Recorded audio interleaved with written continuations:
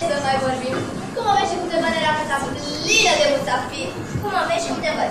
Ai zis ceva? Nu? Măcar tu o să te măriți. Dar eu... Adevărat? Tu vezi? Știi tu ceva? Da. Adică nu!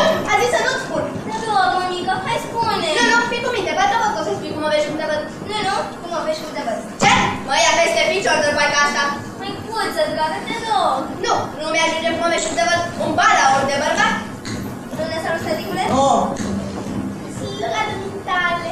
Hai, lăsați politeturile, să nu zic vorba aia! La ce v-ați deghizat așa? E carnaval! Pregătiți-vă, că să avem oaspeți la masă! Da? Nu vine să cred cum aveți cum te văd. Și cine vine, mă rog? Vine și până Cancianu și până Simon! Ia ales cum aveți și cum te văd. Doi sălbatici, ca și dumneata. Niște bădărani! Vezi să nu zic vorba aia! Ei, ia-ți mai bine.